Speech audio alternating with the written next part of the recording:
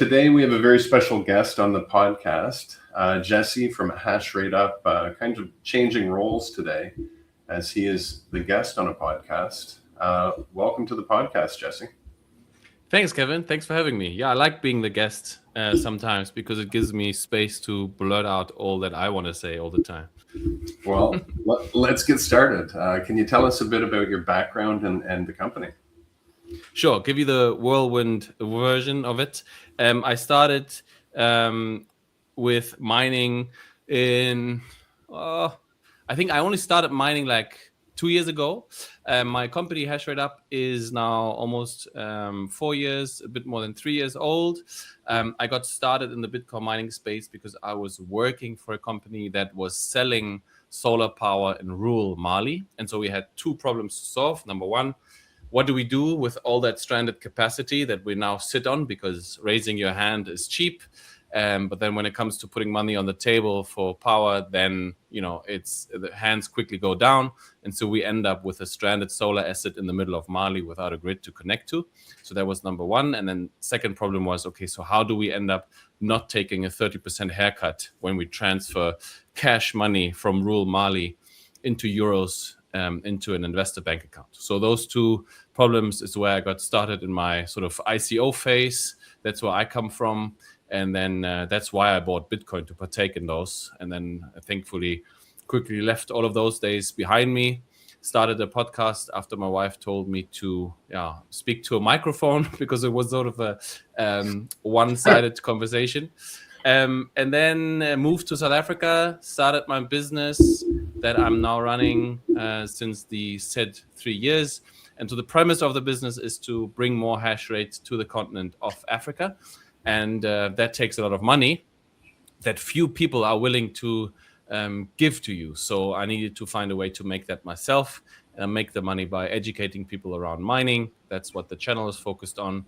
Make the money by selling ASICs, selling infrastructure, equipment, and hosting solutions as well. So if you're somebody who has machines or who wants to buy machines, then talking to me is a good idea because I can find innovative hosting deals all around the world. And that is what I've mainly done over the last 3 years. Amazing. Well, as we talked about before, I think we should connect and talk about financing of those machines after and how we can potentially help.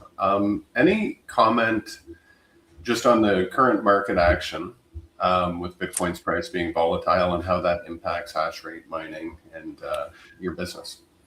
Yeah, so there's a huge debate. I had a meeting coincidentally today with a platform that was providing hedges and risk and betting solutions basically on difficulty. That's probably not how they would frame it.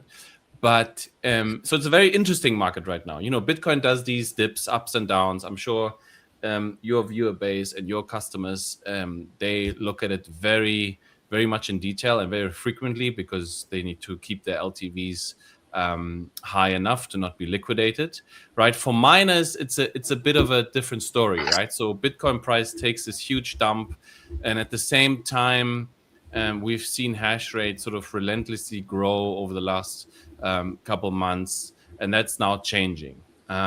So there's this very interesting time right now where Bitcoin is dropping heavily, and as a result, hash price is being drawn down. But then at the same time, we had that harsh winter storm in the US where most of the hash rate is, which turned a lot of hash rate offline, which in turn meant that the difficulty drops. And then also we have a lot of allocation towards AI. So a lot of the kilowatt hours that would previously be used by Bitcoin miners and big companies in the US, they're mostly pivoting to AI because their shareholder base requires them to. That's me saying that, not them. But it creates this weird time in Bitcoin where for 8 weeks or so or more, like 12, 14 weeks, we've seen difficulty drop repeatedly, right? I think we had 5 drops and then it stayed stagnant. And now we had a huge drop of almost 12%, if I recall correctly. So the total drawdown in difficulty since October last year has been, I think, 25, 30%. And so just to put that into perspective, during the last dropped the China mining ban, that was like a 45% drop roughly. And then when Bitcoin dropped from the enormous heights of $32 back in 2012 or something, I made a video on it.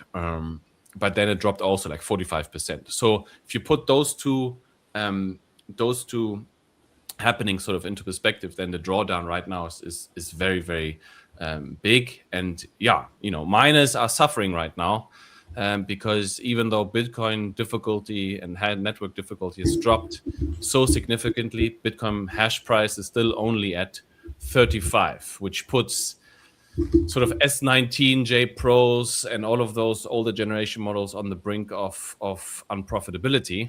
And so it's a very interesting time because there's a lot of movement right now around used ASICs. They're coming on the market, and the question is, where does all of the hash rate go?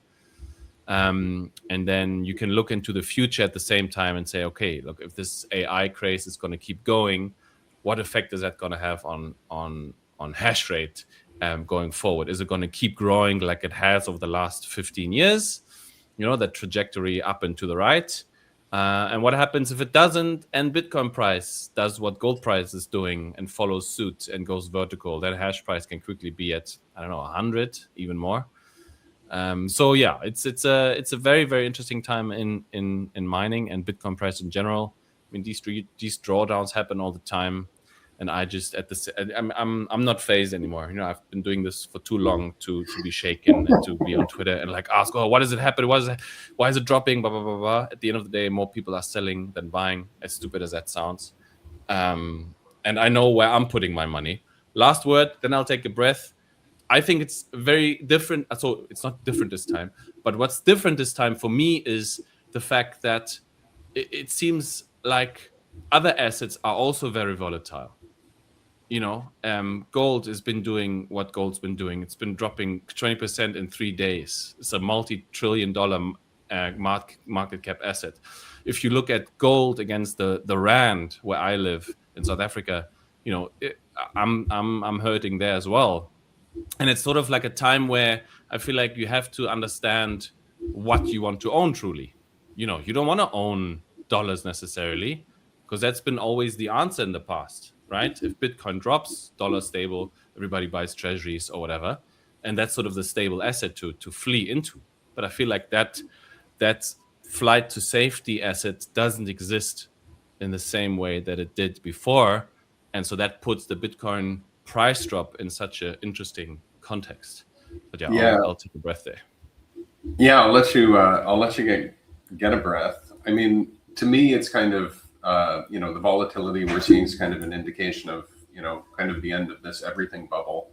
People, we're in the final stages and everything's whipping around because we've denominated in this unstable base of fiat that's secured by money that's printed, and people can buy bonds, which are the base of this financial system, which, you're seeing the volatility in bond yields, everywhere from Japan to the United States. And realistically, this money can never be repaid without just printing a pile of additional money. So I guess one other thing I wanted to point out with Cadena Bitcoin, and I'll send you the information after, there's no liquidations on our platform. Everything's locked in smart contracts until the end. And so I just want to see if I can understand, like, again, I'm relatively new to mining, but, I guess what you're talking about is a couple things going on. One is some of this hash rate is being redirected to other applications, specifically AI, or this computing power, I should say. And then I don't know if you can just give me a bit more detail, because, being an economist, supply and demand type things are really interesting to me. But I'm trying to understand the process where mining rigs are coming offline. And so it becomes unprofitable for certain technologies to continue to operate and mining. And we're seeing this fall in the difficulty adjustment. Who is that's coming offline specifically now? Do you see it with your clients? That's kind of my question. Yeah. Okay. So before I get into that, Kevin, this is for your editor. You're hitting the mic. I don't know what mic you're working with, but when you move around, you're hitting your mic and it's creating something that your editor cannot take out. So just want to take a break there and make sure that doesn't happen anymore, because it's going to bring your editor a lot of happiness. Thank you. All right, pleasure. So twofold answer. twofold answer. So the first one is the Bitcoin miners, and I have one here. So these things, right? All they do is SHA-256 guesswork for the Bitcoin blockchain, right? These machines cannot be used to calculate AI stuff. They cannot be used for inference load or anything else, anything closely related to AI. So it's Bitcoin mining only.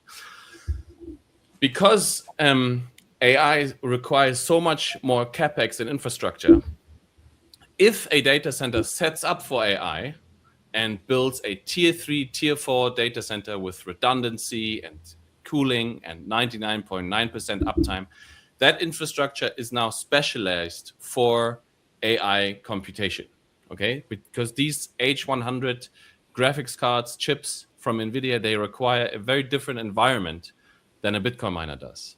Has to do also with internet and the data pipeline that you're connected to and all of that. So what I'm trying to say is, if a data center allocates capital towards AI, that means that cannot easily be used for Bitcoin mining anymore, right?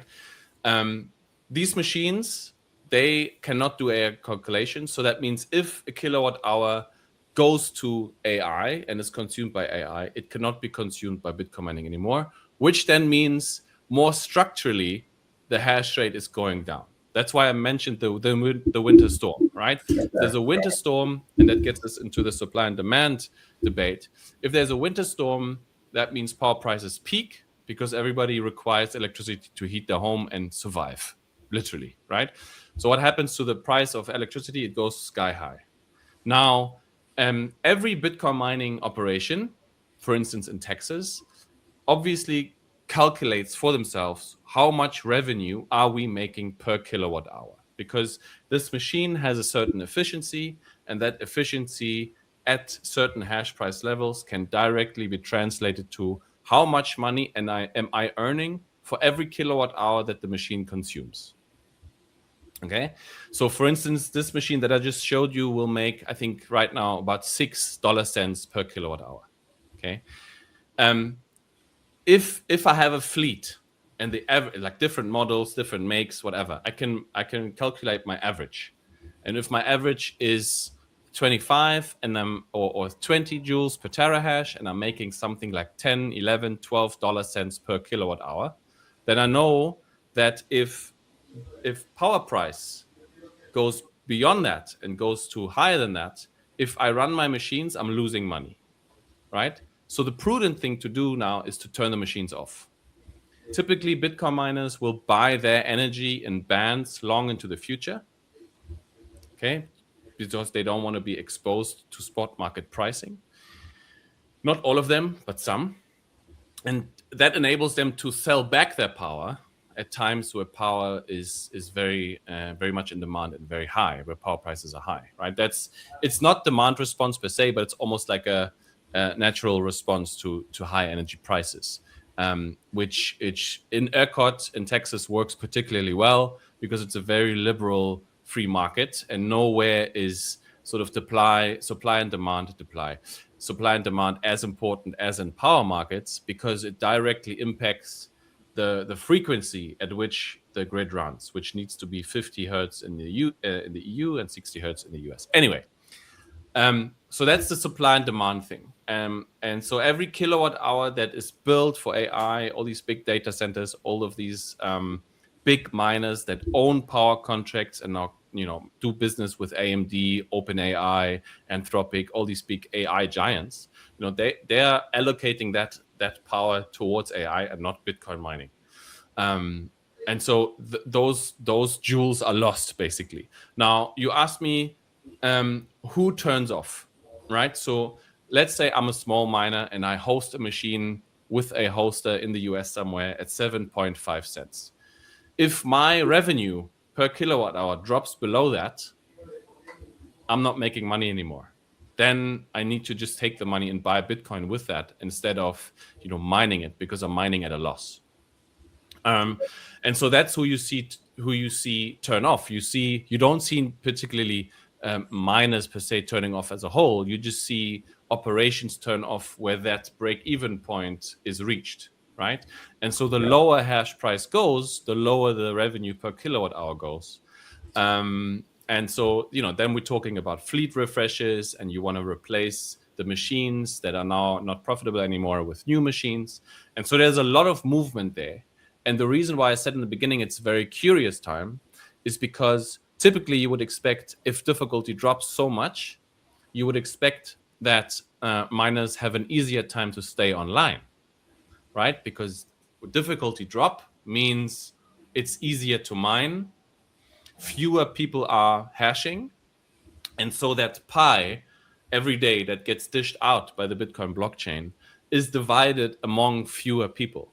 And so my share of the pie grows if I remain online. And that's always the goal. Stay online longer than the next guy, basically, right? Because it's a global 24/7 competition. And so that's who you see turn offline, is all these older machines. Like what I just held up, this M30S machine is no longer profitable in the region where it was originally deployed.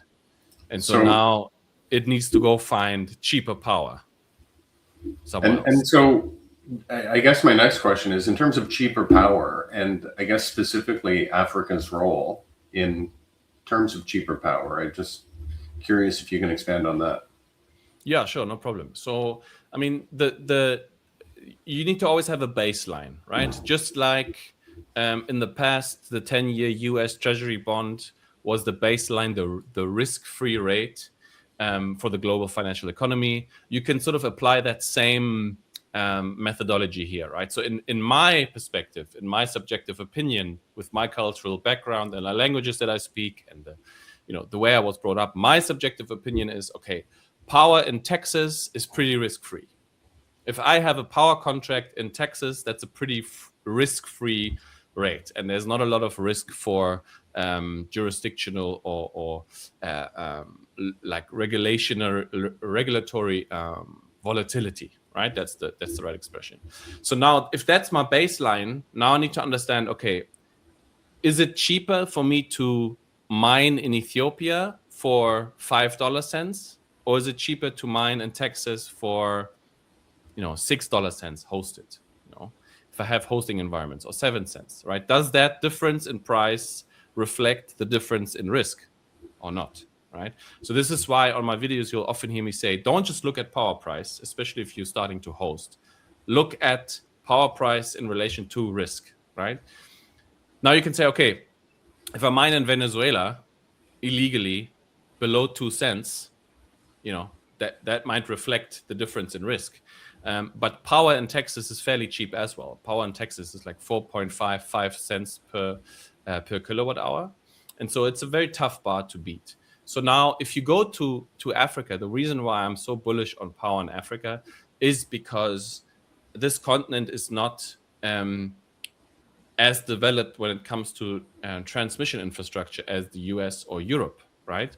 And also there is no currency strong enough on the continent that would be able to paper over and take on enough debt to build out all of that infrastructure.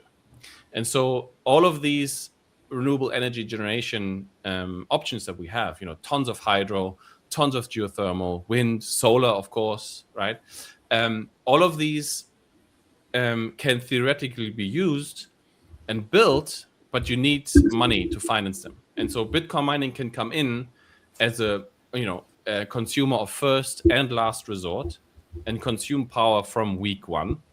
And a great example of how not to do it is Ethiopia, right? In Ethiopia, power prices are heavily subsidized. It's a historically very communist country. They've got tons of hydro. They've got the biggest hydro dam in Africa, 6 gigawatts of potential capacity. I think something like 32 gigawatts, don't quote me, I'll have to dig up my numbers again, of financially viable hydropower development that they could do. And so Bitcoin mining brings African nations an option where they can, without the approval of IMF and World Bank, use those resources to to make money themselves, right? They don't need funding. All they need is stable regulation, and that's exactly where Ethiopia is going wrong, right? If they went ahead and said, "Hey, here's 10-year power contracts," in the middle of nowhere at a substation where we've got tons of power available, it's just stranded, it's just sitting there. There's nobody to consume it, right? It arrives from the hydro dam at the substation, and then there's no transmission to send it to a market where it can be consumed and paid for. If Bitcoin miners are situated there and not near the capital city of Addis Ababa, 30 minutes away from the airport where power is scarce, they could do a lot of damage financially and make a lot of money as a country without the permission of any outside organization, as is often the case, and potentially even replace the $5 billion of development aid that they received in 2022. But so that's where Africa comes in, and where power prices are theoretically very, very low if you manage to have the right conversations, right? So I'm talking private to private partnerships, people who own power infrastructure, people who build the solar and against their assumptions cannot feed the power into the grid and are sitting on stranded solar assets. There's a lot of that, just like here in South Africa and in Namibia alone. But the power is not scarce. Like the energy is scarce at certain times during the day, and there's enough energy here that theoretically is cheap enough. But those are very tough conversations to have. And as I said, I've just started. There's a lot of mining in Nigeria, historically in Angola. Where else? Ethiopia, but those are really the hotspots when it comes to Africa right now. So I had all these questions I want to get into, but I think it was really important to go into that background. And so I guess with the volatility in energy, I don't know, regulatory, the volatility of Bitcoin's price, with where you are in your business now, I guess what I'm curious is, where the opportunity is and what you're building now and why. So that's a difficult question. It's a good question, but not an easy one to answer. So I think when it comes to mining, I mean, obviously my building the network and knowing pretty much like a large amount of the players in the space, especially from the Western Hemisphere, there's always opportunities to buy and sell rigs. That's what I do a lot. There's always people who want to get into mining and hosting. And I think when it comes to that, I'm kind of convinced there's only really two options to make a hosted environment work. Like this hands-off approach of, hey, I basically buy machines and somebody else runs them for me. The margins on that are getting slimmer and slimmer. And so, buying one machine air-cooled in the US, the likelihood that buying Bitcoin instead of the machine and ending up with more Bitcoin is very, very high. So there's two ways, right? You can have all the connections and do the networking and have access to cheap machines and ship them to a country in Africa where maybe you just do a revenue split and power is dirt cheap.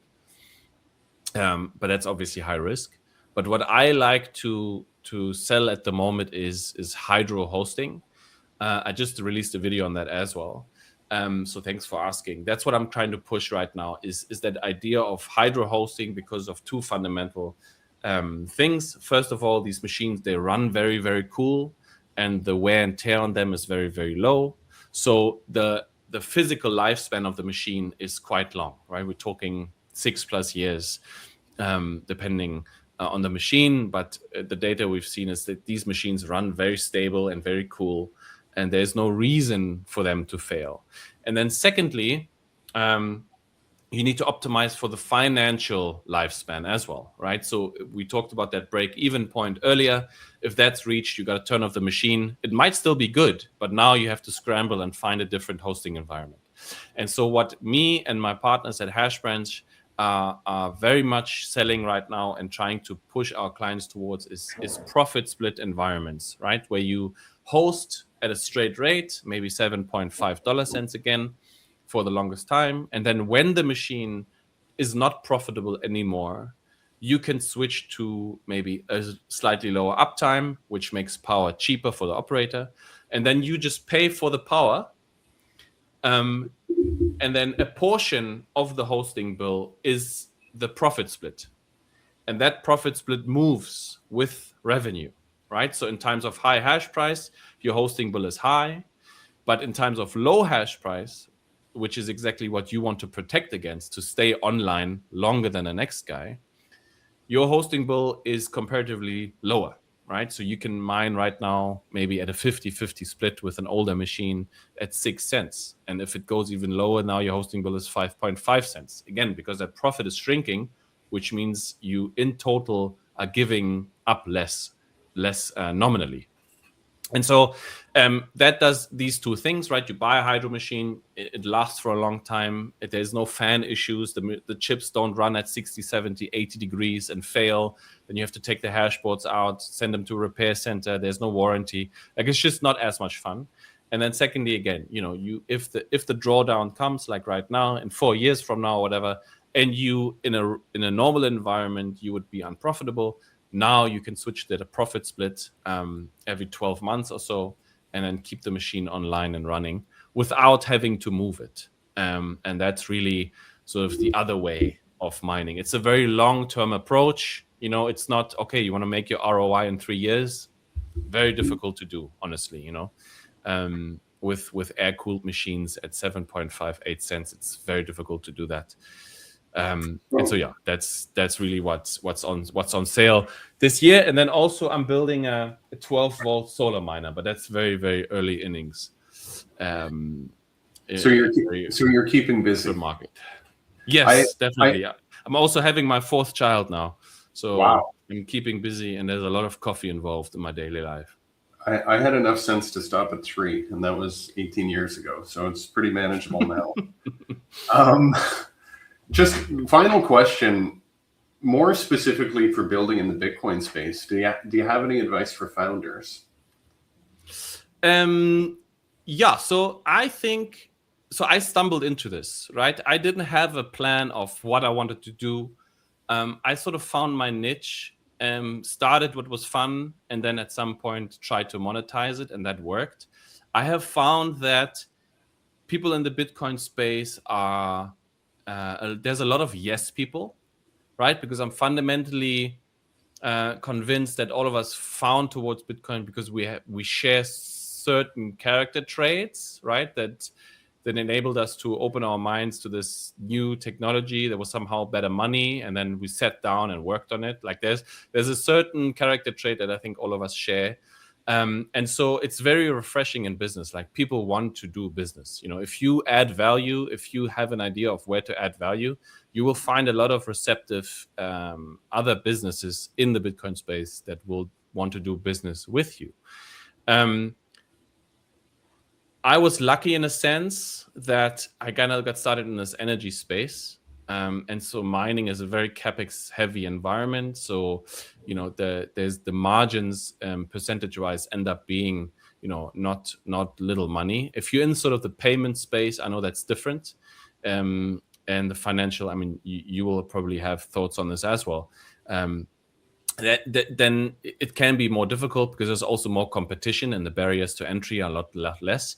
But generally, I would say, if you have the space and want to do something, as stupid as it sounds, just go do it and don't say no, right? Yeah. There's something like, have you heard of the red car theory, Kevin? I don't think I have, no. So if wait, I have, yes. But you have, yeah. So if you got up today, and I asked you in the evening, how many red cars did you see today? You would have no idea, right? But if I said to you, hey, for every red car that you see today, I'm going to give you $5. Now you might even go out looking for them, and you're going to count exactly how many there are. And that's sort of what I unknowingly did when I started out. I just said yes to everything, every deal, every contract, just did it, because you never understand what follows from that. Oftentimes, I had in hindsight, not so great contract from a big brand in the Bitcoin space. And I should have probably asked for double the money, right, for what I was doing. But I was very green at that point, and so I just said yes to it.